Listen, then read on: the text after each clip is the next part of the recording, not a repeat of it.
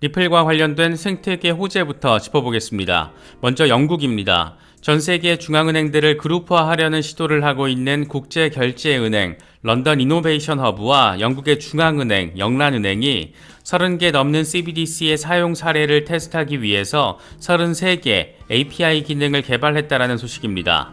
API 소프트웨어를 활용하면 2개 이상의 컴퓨터 프로그램이 서로 통신하고 데이터를 공유할 수가 있는데, 이걸 통해서 전 세계 중앙은행들의 CBDC를 모두 연결시키겠다라는 나름 꽤 도전적인 작업에 나선 겁니다. 이름하야 프로젝트 로잘린드, API를 통해 소매 CBDC를 지원하고 다양한 사용 사례를 통해서 안전한 지불이 가능한지를 체크하는 게 핵심적인 내용이라고 합니다. 이와 관련해서 영란은행은 현재 디지털 파운드에 대한 협의를 진행하고 있고, 이건 미래에 필요한 부분이다, 이런 나름의 원론적인 컨셉에 대해서 언급하기도 했습니다. 여기서 재미있는 포인트는 단연 영란은행입니다. 영란은행은 그동안 여러 파트너들과 함께 혁신의 기회를 모색해왔다. 영란은행은 미국의 블록체인 스타트업 리플과 제휴해서 인터레저 프로토콜을 사용해 서로 다른 시뮬레이션 RTGS에서 서로 다른 결제를 동기화하도록 설계된 인터레저 시스템을 설계했다. 이 테스트는 두 개의 서로 다른 시스템 사이에 국경 간 지불을 동시에 처리하는데 성공적인 것으로 확인됐다, 이렇게 밝혔습니다. 말을 되게 어렵게 해놨는데 쉽게 설명하면, 서로 다른 블록체인을 통해서 CBDC를 발행하더라도 XRP를 브릿지 커런시로 활용하면 이 성공적인 국경 간 지불이 가능했다, 이걸 리플레저를 통해서 확인했다, 이런 말을 지금 하고 있는 겁니다. 이게 참 의미가 큰 것은 영란은행은 이미 2017년부터 CBDC를 구축하는 것을 기술적으로 돕는 엑셀러레이터 파트너로 리플을 선택했습니다. 영국 정부는 2030년까지 디지털 파운드 CBDC 도입 필요성과 계획을 밝힌 상태인데, 이미 2017년부터 이와 관련된 기술적인 작업이 진행되어 왔고, 여기에 기술 자문 기업이 바로 리플이었던 겁니다. 한때 세계의 중심 국가, 세계 금융의 허브, 하지만 지금은 미국의 변방 국가. 이런 자국의 현실을 타개하기 위해서 영국 정부도 나름 블록체인 혁신을 중심에 설정한 것이고, 이를 위한 파트너로서 리플을 선택했던 상황, 참 흥미로운 지점입니다.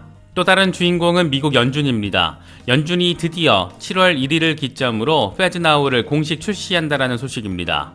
연준의 페드나우 출시는 올해 3월부터 ISO 2002 마이그레이션이 본격화되면서 집중적인 관심을 받았던 부분입니다. 결국 연준도 달러 CBDC를 위한 공식적인 첫발을 떼는 것이구나, 이런 해석과 더불어서 ISO 2002의 유일한 블록체인 기업 멤버인 리플과의 공유 접점이 이렇게 또 하나가 더 구축되는구나, 그런 해석을 낳기도 했습니다. 이 같은 상황과 해석이 부담스러웠는지 지난 4월 미국 연준은 다소 뜬금포로 느껴지는 글을 홈페이지에 올리기도 했었는데, 내용은 이렇습니다. 페드나우는 디지털 화폐와 아무런 관련이 없다. 아직 CBDC 출시 계획도 없다. 이 시스템은 페드와이어 또는 페드 ACH와 같은 다른 연방준비은행의 지불 시스템과 똑같다. 페드나우는 화폐와 관련된 것이 아니고 현금을 대체하려는 개념은 더더욱 아니다. 특히 연준의 CBDC 발행은 의회와 행정부의 지원 없이는 이루어지지 않을 것이다, 이런 점을 갑자기 강조했습니다. 일단 말 자체에는 오류가 없습니다. 연준의 설명처럼 페드나우는 화폐와 관련된 시스템이라기보다 화폐가 돌아가는 시스템을 의미하기 때문입니다. 그런데 이게 지금 CBDC와 연계돼 언급되고 있는 것은 페드나우가 가는 방향성 저 멀리 목표 지점에 CBDC가 자리할 수밖에 없는 그런 해석이 충분히 가능하기 때문입니다. 연준 입장에서는 페드나우의 출시 자체가 CBDC 출시 가능성을 높이는 것으로 시장에 해석되면서 암호화폐 시장 또는 블록체인 산업을 직접적으로 또는 필요 이상으로 자극하는 상황을 피하기 위한 목적이 깔려 있는 것으로 바라볼 수가 있는데, 사실 이런 입장은 이해는 되지만 페드나우가 CBDC를 향한 길목이자 바탕이 될 것이라는 점은 부인하기 어렵습니다. 페드나우가 우리에게 주는 시사점은 크게 세 가지 정도로 바라볼 수가 있습니다. 첫 번째로는 미국 은행들 사이에서의 송금이 블록체인 망을 통해서 즉각적으로 이루어진다는 것이고, 두 번째로는 이게 CBDC를 향한 직전 단계로서 주 글로벌 송금 결제 역시 연준의 페드나우를 통해서 진행된다는 것을 의미합니다. 연준의 페드나우 역시 ISO 20022를 채택하게 됩니다. 마지막으로는 리플과의 간접적인 연관성인데 이미 리플의 파트너가 연준 페드나우 파일럿 프로그램에 참여하고 있어서 이게 또 어떤 확장성을 가지게 될지 역시 관심 포인트가 되고 있습니다. 잘 아시는 것처럼 ISO 20022의 블록체인 기업으로서 유일하게 공식 멤버로 참여하고 있는 게 리플이고 연준 역시 이걸 채택할 예정입니다. 연준의 설명처럼 이건 분명 시스템의 문제, 다시 말해서 미국이라는 국가에서 지금 현재 국내에서 송금을 하더라도 하루 이상이 걸리는 상황을 개선하고 혁신하는 그런 시스템의 혁신이지만 이게 궁극적으로는 ISO 20022와 연결되고 국경 간 송금으로 연결되고 결국 CBDC와의 관련성으로 바라볼 수밖에 없는 부분이 존재하는 상황은 투자자인 우리에게는 상당한 의미 포인트가 된다라고 바라볼 수 있지 않을까 생각됩니다. 페드나우의 의미와 이와 관련된 해석은 이 정도로 충분할 것 같은데 진짜 재미있는 지점은 7월부터 런칭하게 되는 연준의 페드나우, 다시 말해서 미국의 전역에 있는 금융기관들에서 1년 내내 24시간 동안 즉각적인 결제를 가능하게 할 페드나우. 그런데 이 페드나우의 혁신을 가능하게 하는 여러 파트너들 가운데 앞서 잠깐 언급했던 리플의 파트너들, 이 피나스트라, 볼란테, ACI 월드와이드, 이 세 곳이 공교롭게도 모두 리플의 파트너들입니다. 다시 말해서 연준의 혁신을 일구는 그 가장 기본적인 베이스라인에 리플 레저가 일부 담당하고 있는 그런 상황으로 정리가 가능해집니다. 그렇다 보니 이게 또 리플 소송 결과가 7월 1일 연준의 페드나우 공식 런칭 이전에 나와야 한다라는 나름 설득력 있는 전망으로 이어지고 있습니다. 연준 혁신의 밑바탕 가운데 하나가 되는 기업이 미국 정부와 소송전을 치르는 곳이어서는 안 된다라는 건데 그렇다 보니까 6월 안에 소송 결과가 나올 수 있다. 이런 이야기들이 쏟아지고 있습니다. 이와 관련해서 전직 SEC 샌프란시스코 지부 이사를 역임한 마르크 파겔이 재미있는 전망을 제시했는데 이 양반은 추측은 피하고 싶지만 내 생각에 소송 판결은 며칠 안에 나올 것 같다. 내가 틀릴 수도 있지만 사건의 복잡성을 제외하고 다른 이유 때문에 판결이 지연된다라고 생각할 근거가 없다라고 설명했습니다. 그러면서 리플 사건은 최근 제기된 SEC의 집행조치와는 구별되는 지점이 존재하고 그래서 판사는 2차 시장 거래 이슈를 다룰 것 같진 않고 힘먼 이메일의 경우에는 개별 피고인, 다시 말해서 브래드 갈링하우스와 크리스 라슨에 대한 판결과 관련해서만 참고될 수 있다라고 설명했습니다. SEC의 업무 과정에 대해서 잘 알고 있는 사람이 며칠 안에 판결이 나올 가능성이 높다라고 하니까 그 결과가 상당히 궁금하긴 한데 지금 공개가 될 것은 다 공개가 이미 된 상황인 만큼 약식재판 판결 시점 역시 어느 순간 돌발적으로 등장할 수도 있지 않을까 그런 생각이 들기도 합니다. XRP 진영을 지지하는 미국 변호사 제레미 호건의 경우에는 리플 판결은 아직까지 없지만 이제부터 매주 목요일과 금요일에 숨을 죽이고 기다리면 된다 이렇게 언급을 하며 판결이 언제 나올진 모르지만 판결이 나온다라면 그건 목요일 또는 금요일이 될 것이라고 밝혔습니다. 이게 법원 판결이 나오는 요일과 관련해서 나름의 일정이 있기 때문에 이렇게 설명을 한 것으로 보이는데 지금까지 여기저기서 나오는 이야기들을 종합해서 바라보자라면 이렇습니다. 7월 1일 이전에 언제든 소송 결과가 나올 수 있고 그건 목요일 또는 금요일이 될 것이다. 이걸 한국 시간으로 대입을 해보면 소송 결과가 나올 수 있는 그런 날짜는 6월 23일과 6월 24일, 6월 30일, 그리고 7월 1일 이렇게 4개 날짜가 도출이 됩니다. 과연 여러 분석들이 가리키고 있는 이 같은 시나리오가 현실화될 수 있을지 상당히 주목됩니다. 리플 XRP의 시세와 관련해서는 일단 단기적으로 긍정적인 포인트는 0.48달러 위에서 주간 종가 마감을 해준 부분입니다. 이와 관련해서 XRP 맥시멀리스트 다크 디펜더는 0.48달러 위에서 가격을 유지해주는 것이 중요하다라며 다음 타깃으로는 0.5650달러를 제시한 상태입니다. 주간 종가를 0.48달러 아래에서 마감할 경우에는 0.4달러 터치 가능성을 이야기했었는데 일단 기술적으로는 추가 후퇴보다는 반등 기대감을 조금 더 높이고 있다라고 바라볼 수 있는 그런 부분입니다. 이런 자잘한 수준의 반등이나 하락 말고 진짜 제대로 된 펌핑이 나올 재료로는 지금 상황에서는 두 가지입니다. 하나는 리플 소송 승소 내지는 유리한 결과 도출, 그 다음으로는 리플의 IPO 이슈가 이 같은 흐름을 뒤이어서 받아낼 가능성이 높습니다. 이와 관련해서 암호화폐 헤지펀드 매니저 토마스 크랄로우는 소송에서 리플이 이기면 $30 목표 설정이 가능하다라고 꽤나 전폭적인 숫자를 제시했습니다. 이 양반은 현재 우리는 리플에 대한 거대한 투기적인 내러티브를 관찰하고 있고 잠재적으로 앞으로 3개월에서 4개월 동안 XRP의 상당한 가격 상승으로 이어질 수 있고 그 가치는 $10에서 $30 사이로 상승할 수도 있다 이렇게 말했습니다. 그러면서 앞으로 3개월 안에 XRP의 랠리를 성사시킬 수 있는 요인으로 두 가지를 제시했는데 하나는 리플의 IPO로 이건 XRP 가격의 주요 이정표이자 강세 촉매 역할을 할 수 있다라고 설명했습니다. 다른 하나는 리플 소송에서의 승소, 이를 통해서 XRP가 증권이 아니라는 결론이 내려지거나 양측의 합의가 이루어진다라면 XRP는 사상 최고 가치를 기록할 수 있다 이렇게 설명했습니다. 이 양반은 올해 9월 30일 이전에 소송 판결이 나올 것으로 예상된다라고 밝혔는데 이게 참 소송 결과가 어떻게 나오고 XRP 시세는 어떻게 될지 참 긴장도 되고 걱정도 되는 그런 시기가 흘러가고 있는 것 같습니다. 한쪽에서는 비트코인 ETF와 관련해서 이렇게 흥미진진한 상황이 펼쳐지고 있고 다른 한편에서는 연일 CBDC와 관련해서 아주 의미 있는 모습들이 포착되고 있습니다. 이것들이 다 시간표 정해두고 돌아가면서 공개 발언을 하는 게 아닐까, 짜웅하고 다 맞춰서 하는 게 아닐까 싶은 생각이 들기도 하는데 먼저 이 멘트부터 느껴보시면 좋을 것 같습니다. CBDC가 국가 제한으로 분할되어서는 안 된다. 더 효율적이고 공정한 거래를 위해서 국가를 연결하는 시스템이 필요하다. 상호 운용성이 필요하다. 이게 참 멘트만 놓고 보면 리플 CEO가 발언을 했을 법한 그런 멘트인데 다름 아닌 IMF 총재의 발언입니다. 물론 IMF가 CBDC의 필요성과 상호 운용성을 강조하는 이유는 간단합니다.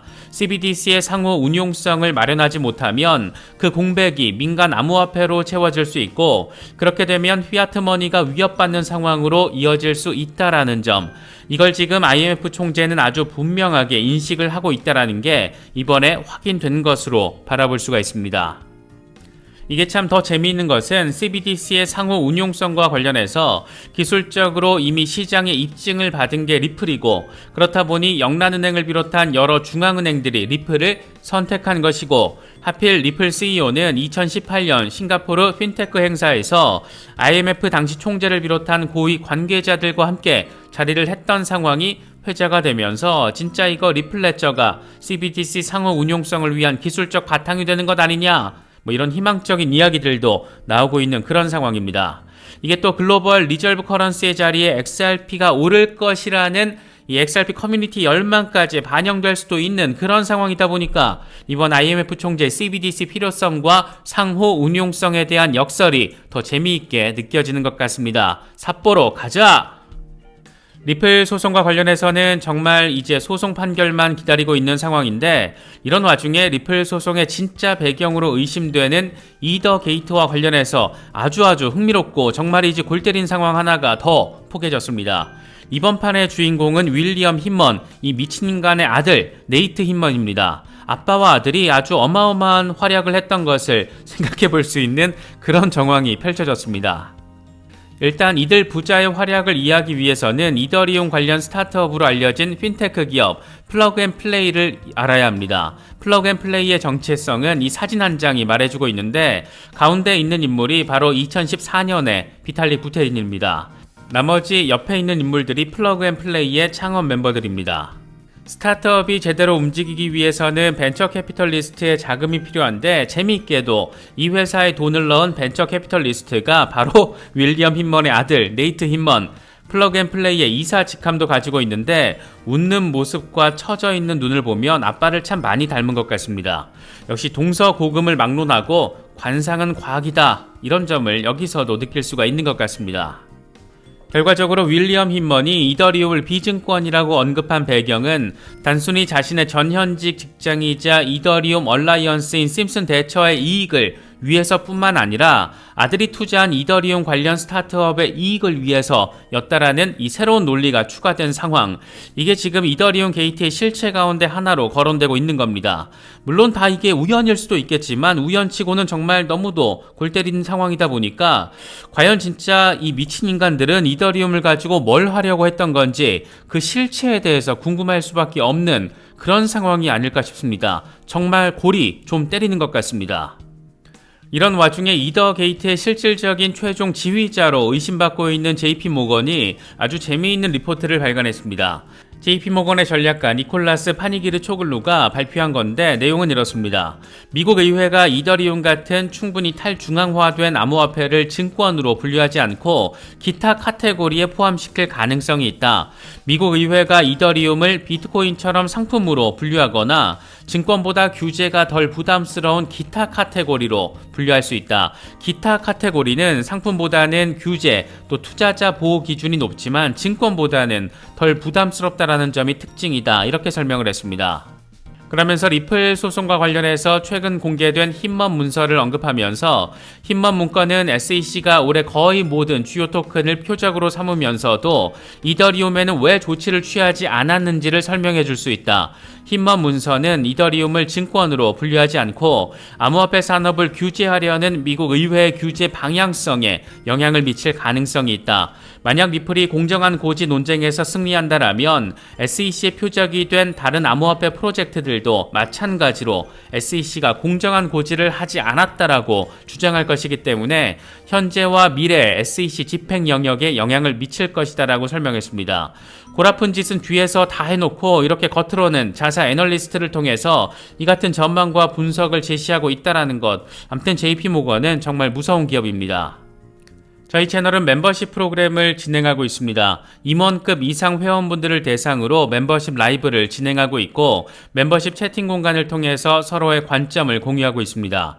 이번 힘먼 이메일 공개 당시에도 가장 먼저 멤버십 채팅 공간을 통해서 실시간 정보 공유를 하고 그 직후에 멤버십 라이브를 통해서 상황을 조망했는데 좀 더 빠르게 정보 공유, 정보 분석을 하고 싶으신 분들에게는 괜찮은 선택지가 될 수 있고 저희 채널의 중장기적인 성장에도 많은 도움이 됩니다. 저희 채널의 컨텐츠에 만족도가 있으시거나 좀 더 빠르게 정제된 크립토 정보를 접하고 싶으신 분들께는 멤버십 회원 가입을 통한 채널 후원을 부탁드리겠습니다. 기존 회원분들 중에 특히 XRP 홀더분들이 많이 계신데 정보 공유와 멘탈 케어 이 두 마리 토끼를 잡아가는 데는 분명 도움이 될 수 있다라고 판단하고 있습니다. 많은 관심과 성원 부탁드리겠습니다. 이와 비슷하게 조금 큰 자본 세력의 지배력 관점에서 생각해 볼 수 있는 게 또 하나 더 있는데 바로 리플 소송 이슈와 관련성이 짙습니다. 리플 소송은 리플의 관점에서 바라보면서 동시에 이더리움의 관점에서도 바라볼 수가 있습니다.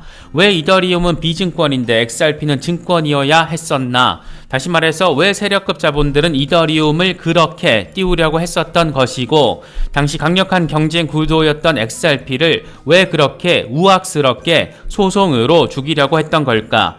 이런 질문들은 지난 2년 넘는 시간 동안 우리 머릿속에 상당히 깊숙하게 각인된 내용들이기도 합니다. 그런데 참 진짜 이것들이 장난치는 건가 싶은 그런 생각을 갖게 만드는 아주 희한한 상황이 또 하나가 포착이 됐습니다. 이번 판의 주인공은 프로메튬입니다. 이 기업을 바라볼 때는 두 가지 틀에서 생각해 볼 수가 있는데 먼저 SEC로부터 규제받는 적격 브로커 딜러로서 갑자기 뜬금포로 등장을 했습니다. 그렇다 보니까 여러 의심의 눈초리가 상당히 강력한 상황이기도 합니다.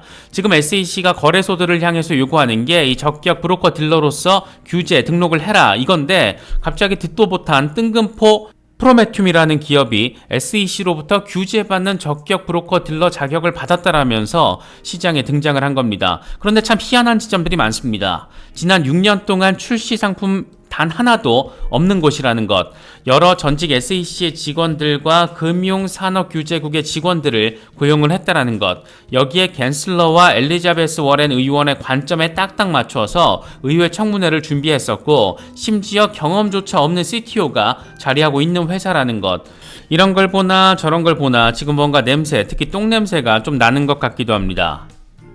그런데 이 희한한 미국 SEC의 규제 적격 기관으로 등장한 뜬금포가 난데없이 리플 패소 전망을 제시합니다. 프로메튬의 공동 창업자 아론 카플라는 리플 소송과 관련해서 모든 게 SEC의 유리한 상황을 가리키고 있다. 현재 진행 중인 리플 사건의 사실관계는 LBRY 사건과 매우 유사하고 그래서 리플은 미등록 증권을 판매한 것이다. 그래서 SEC가 승소할 것이다. 이렇게 밝힌 겁니다. 이 양반은 지금 상황을 제대로 알고 이런 멘트를 하는 건지 그냥 똥인지 된장인지 구분 못하고 무작정 된장 먹듯이 똥을 뱉고 있는 건지 지금 SEC 편을 드는 건지 모르겠지만 확실한 건 조금 이상한 냄새가 난다라는 것이고, 멘트만 보면 다소 아주 많이 띨박해 보인다, 이런 생각이 드는 건 또 어쩔 수 없는 것 같습니다. 그런데 여기서 진짜 골 때리는 포인트 지점이 등장합니다. 프로메튬의 지분을 가지고 있는 완시양 블록체인 랩스라는 곳이 있는데, 이 완시양 블록체인 랩스의 공동 창업자가 다름 아닌 비탈릭 부테린이고, 이 회사의 수석 사이언티스트가 역시 부테린입니다.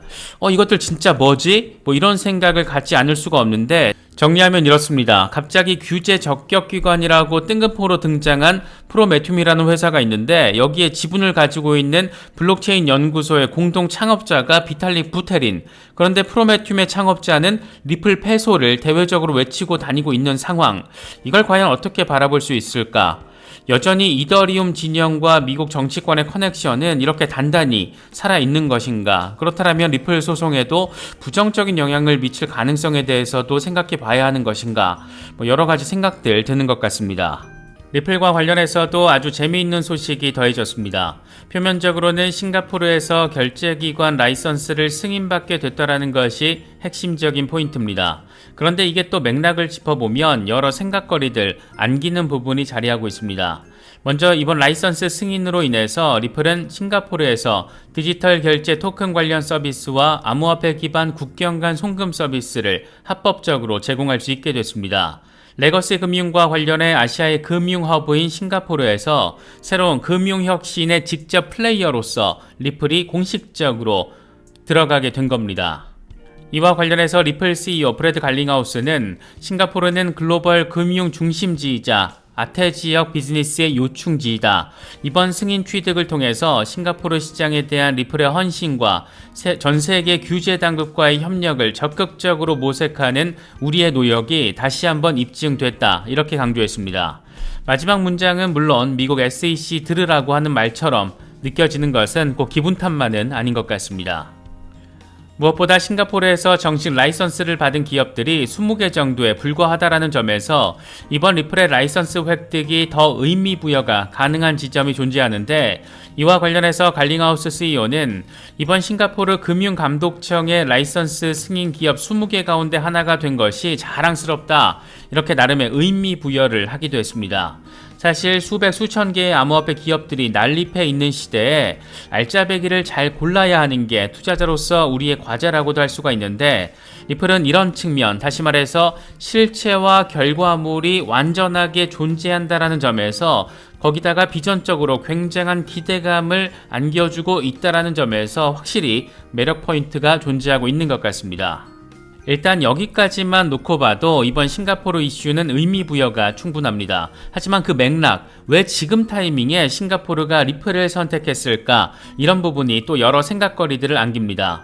그동안 싱가포르는 아시아의 크립토 허브 도시로서 나름의 브랜드 세팅을 해왔었는데, 최근 1, 2년 사이에는 규제와 감시, 감독과 처벌 등의 방점을 찍으면서 싱가포르의 스탠스가 바뀐 것 아니냐, 이런 말들이 나오기도 했습니다. 이런 와중에 홍콩이 완전 미친 척 크립토 친화적인 입장을 강화하면서 사실상 아시아의 크립토 허브는 우리가 될 거다, 이런 선전포고를 날리다 보니까 아시아 금융 허브로서 미래 먹거리를 금융혁신에서 찾아야 하는 싱가포르 입장에서는 좀 더 혁신 친화적인 스탠스를 강조할 수밖에 없는 그런 상황으로도 바라볼 수가 있습니다. 결국 지금 현재 아시아 주변에서는 홍콩과 싱가포르가 크립토 허브 타이틀을 놓고 좀 더 적극적으로 경쟁할 가능성이 한층 더 높아진 모습인데, 우리 같은 리플 XRP 홀더들에게 더 반가운 것은 리플이 싱가포르와 홍콩 모두에게 러브콜을 받았다라는 데 자리하고 있습니다. 싱가포르에서는 20개 규제 승인 기업 가운데 하나로 이름을 올리게 됐고, 홍콩에서는 CBDC 파일럿 민간 협력기관 16곳 가운데 하나로 이름을 올린 상태이기 때문입니다. 특히 홍콩에서는 부동산 자산의 토큰화가 핵심 주제이기 때문에 XRP를 통한 국경 간 송금, 이것보다 좀 더 진화된 영역에 대한 테스팅이 진행되고 있다라고 바라볼 수가 있습니다. 이 정도면 이제 소송에서 지든 이기든 소송 리스크 날려버리고 글로벌 XRP 채택 강화 국면으로 접어들고 있는 게 아닐까, 그런 생각이 들기도 합니다. XRP 시세와 관련해서 장기적으로 $50 도달이 충분히 가능하다 이런 분석으로 최근 관심을 받았던 에그라 크립토가 이번에는 $50 영역으로 가기 전에 거쳐야 하는 1단계 조건에 대해서 언급했습니다. 이 양반은 XRP가 $12에서 $50에 도달하는 구간을 북유럽 신화에 등장하는 발할라라는 이름으로 명명을 했는데, 신들의 세계인 아스가르드의 전사들이 토르의 아빠 오딘을 위해서 싸우다가 죽음을 맞이하게 되면 가게 되는 하늘의 영광스러운 공간이라고 합니다. XRP가 $12에서 $50에 도달하는 걸 영광의 영역으로 도달하고 진입하게 된다는 걸로 비유한 것으로 바라볼 수가 있습니다. 함께 제시한 월간 차트를 보면 주요 매크로 저항선이 0.8달러 부근이라는 것을 확인할 수가 있는데, 에그라 크립토는 내년 3월까지 느리지만 지속적인 상승이 가능할 것이라면서 이후에 발할라 게이트웨이로 진입하게 된다라고 설명을 했습니다. 발할라 게이트웨이, 다시 말해서 발할라 구간으로 진입하는 초입은 역사적인 고점 3.7달러 부근이고 이후에 $12를 거쳐서 $50까지도 나아갈 수 있다. 이런 분석과 주장을 하고 있는 겁니다. 실제로 이런 흐름을 보일지 여부를 지금 단계에서 단언할 수는 물론 없겠지만, 소송이 긍정적으로 마무리가 되고 곧장 IPO 이슈가 불거지고 여기에 시간이 흐를수록 글로벌 XRP 채택이 가속화된다라면, 지금처럼만 이루어진다라면, 지금처럼만 계속된다라면 어쩌면 시간이 좀 더 오래 걸릴지 몰라도 XRP의 의미 있는 시세 상승, 가치를 반영한 시세 상승 기대해 볼 수 있지 않을까, 그런 생각이 들기도 합니다. 이번에 준비한 영상은 여기까지입니다. 시청해 주셔서 감사합니다. 지금까지 크립토 노마드였습니다.